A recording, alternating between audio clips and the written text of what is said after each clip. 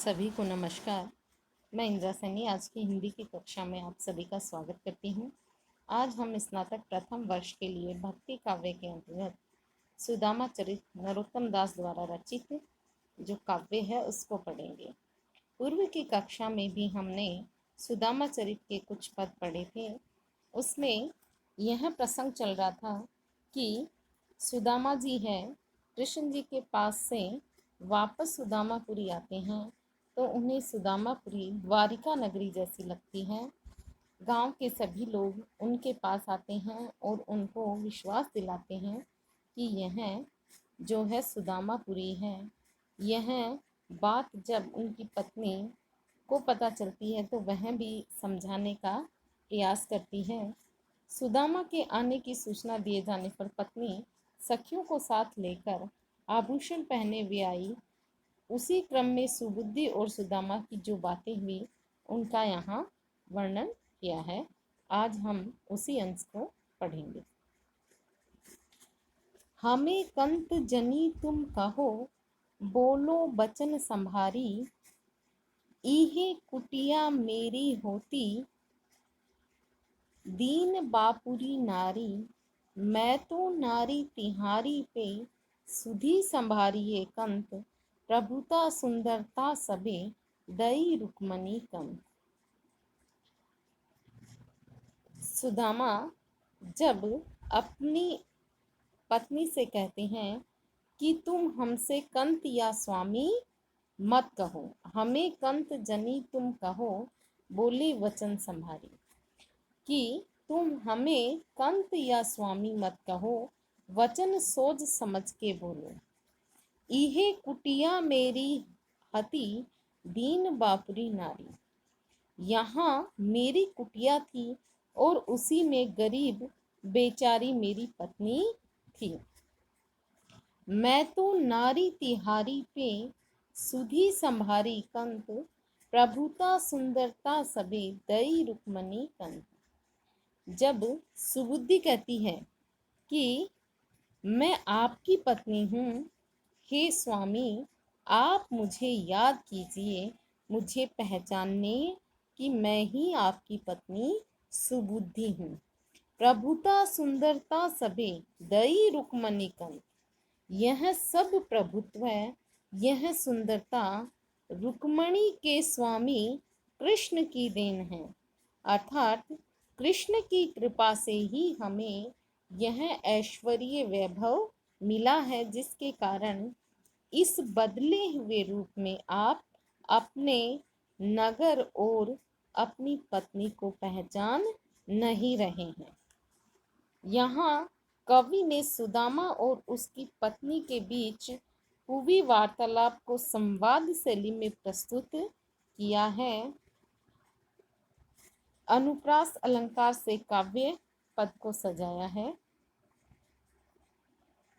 टूटी सी मड़ैया मेरी परी हुती याही ठोर, तामे परी दुख काटे कहाँ हेम धामरी, जेवर जराऊं तुम साजे सब अंग अंग, सखी सोहे संग वह छूची होती छामरी, तुम तो पटंबर सो ओढ़े हो किनारीदार, सारी जरतारी वह ओढ़े कारी कामरी, मेरी पंडिताइनी तिहारे अनुहारी पतो, मोको बतलाओ कहाँ पाऊं वाही बामरी।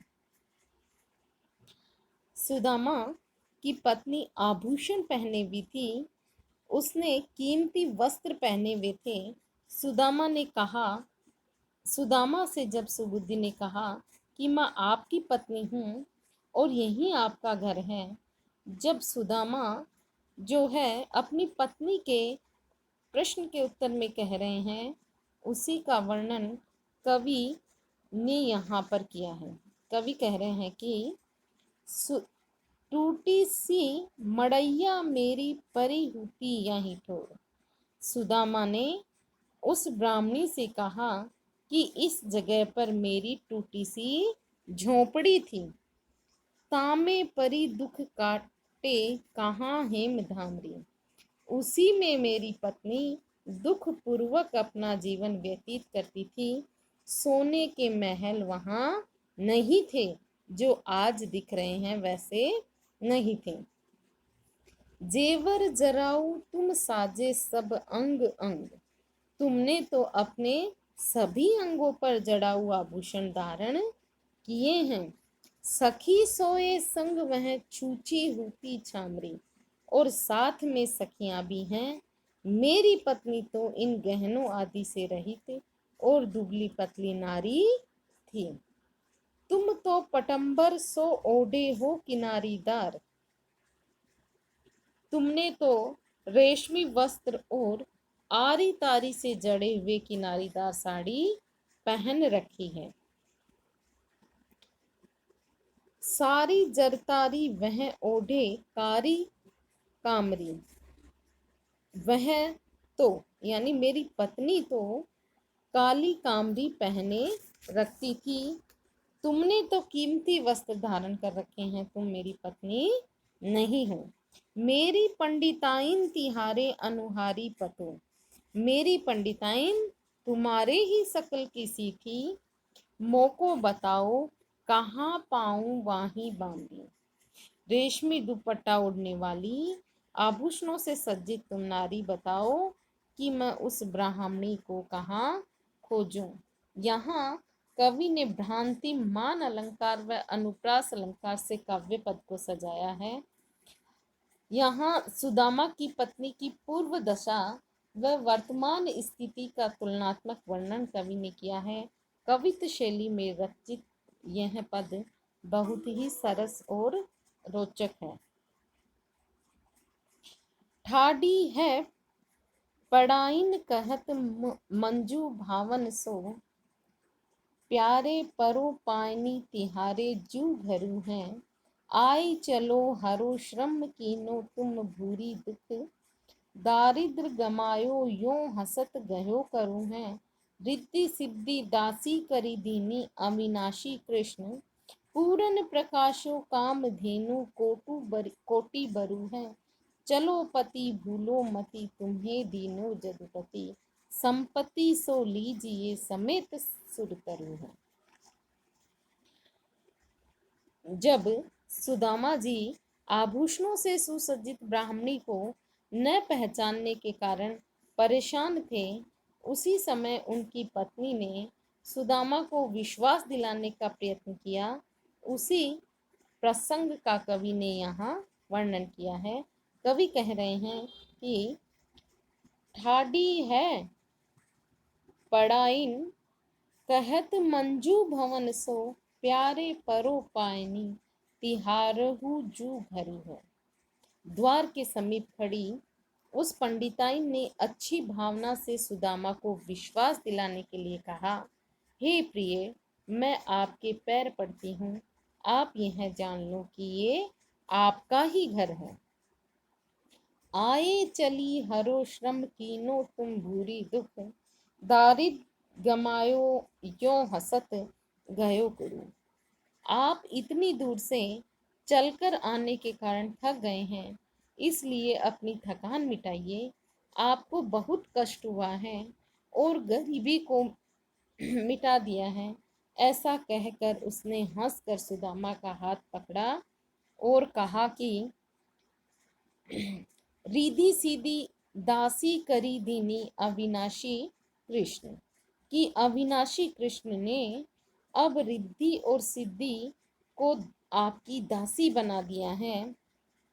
पूरन प्रकाशी कामधेनु कोटि बरु हैं, उन्होंने पूर्ण प्रकाश युक्त ऐसी काम धेनु दी है जो करोड़ों वरदानों के समान है।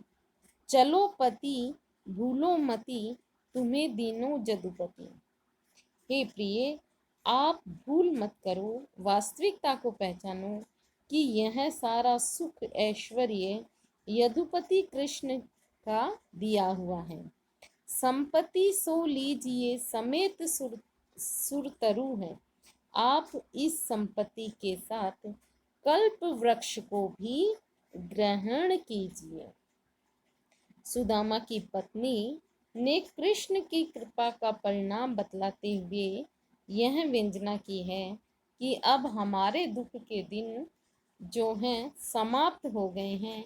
श्री कृष्ण की कृपा से गरीबी मिटकर हमारे यहाँ सारे सुख समृद्धि और ऐश्वर्य आ गए हैं।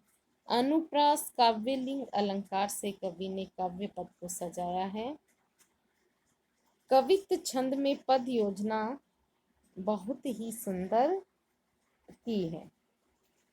समुझायो निज कंत को मुदित गई ले गे हैं।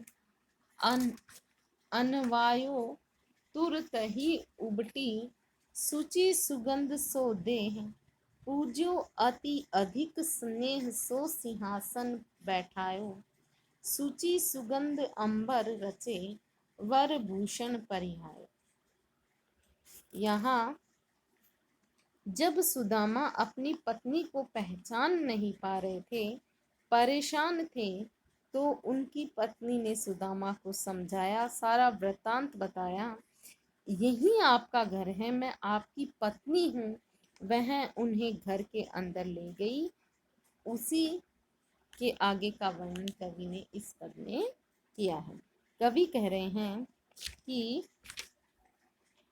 समुझायो निज कंत को मुदित गई ले गे। कवि कह रहे हैं कि सुबुद्धि ने अपने पति सुदामा को समझाया, वास्तविकता से अवगत कराया और प्रसन्न होती हुई घर के अंदर सुदामा को ले गई। अनहवायो तुरते ही उबटी सुचि सुगंध सो दे। उसने उबटन कर उन्हें स्नान करवाया और शरीर पर सुगंधित पदार्थ लगाया। पूज्यो अधिक स्नेह सो सिंहासन बैठाया। सुदामा को सिंहासन पर बिठाकर उनकी स्नेह पूर्वक पूजा की। सुचि सुगंध अंबर रचे वर भूषण परिहाय। पवित्र सुगंधित वस्त्र पहनाए और सुंदर आभूषण धारण किए।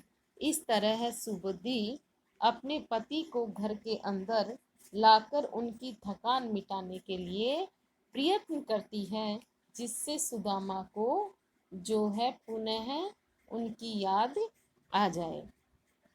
इसमें कवि ने सुबुद्धि द्वारा सुदामा की सेवा और कृष्ण द्वारा की गई कृपा का वर्णन किया है। उपमा और अनुप्रास अलंकार से कवि ने काव्य पद को सजाया है।